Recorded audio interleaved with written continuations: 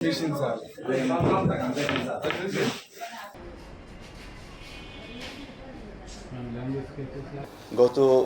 13 March দুপুর অনুমান 1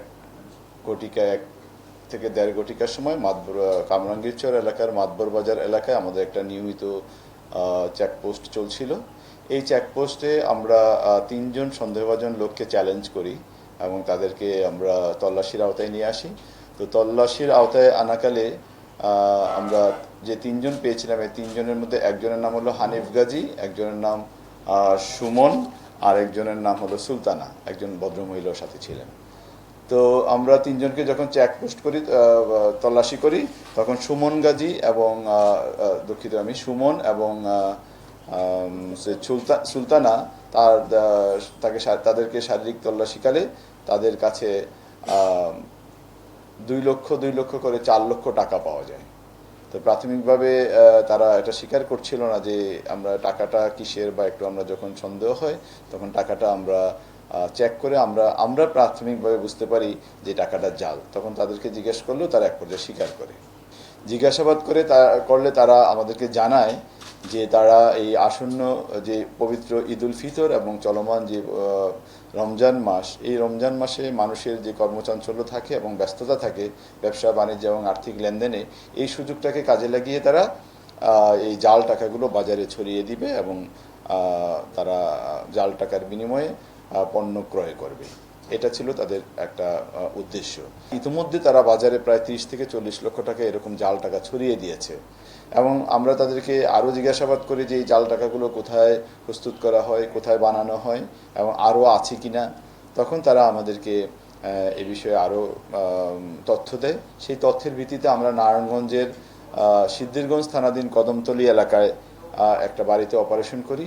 সেই বাড়িতে অপারেশন করে আমরা আরও বিপুল সংখ্যক জাল টাকা উদ্ধার করি এবং জাল টাকা তৈরির যে সকল সরঞ্জামাদি আছে সেই সকল সরঞ্জামাদি আমরা উদ্ধার করি।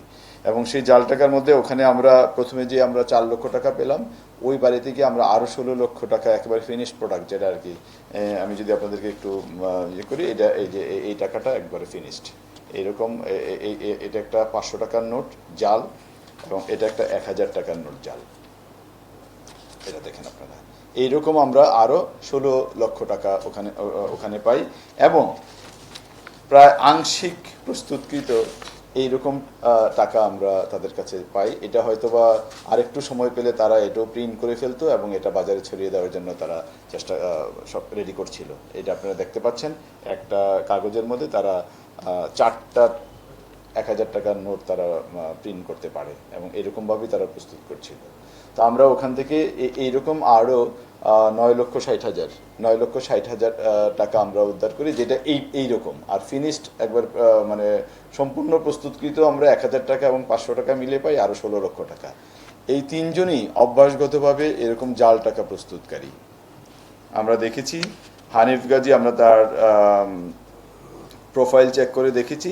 হানিফ গাজীর নামে ঢাকা বিভিন্ন থানায়, ঢাকার মোহাম্মদপুর এবং ঢাকা জেলার কেরানীগঞ্জ, দক্ষিণ কেরানীগঞ্জ, ডিএমপি কোতোয়ালি, ডিএমপি কদমতলী 4টি মামলা, অর্থাৎ গতকালকে যে মামলাটি রুজু হয়েছে তার আগে 4টি একই ধরনের, অর্থাৎ জাল টাকা তৈরির যেই সংক্রান্ত বা প্রস্তুত করা সংক্রান্ত যেই মামলা, এরকম আরও 4টি মামলা বিভিন্ন থানায় রয়েছে। অর্থাৎ বোঝা যাচ্ছে সে এই বিষয়ে একজন অভ্যাসগত অপরাধী।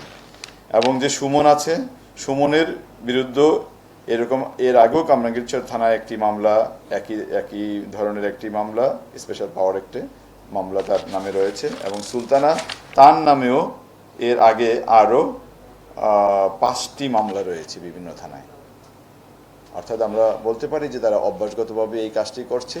এবং ইতিমধ্যে আমাদের এই ঘটনায় কামরাঙ্গীরচর থানায় একটি মামলা রুজু হয়েছে এবং তাদের সাথে আরও কেউ জড়িত আছে কিনা এই বিষয়ে বিস্তারিত জানার জন্য আমরা তাদেরকে হেফাজতে এনে জিজ্ঞাসাবাদ করার প্রস্তুতি নিচ্ছি।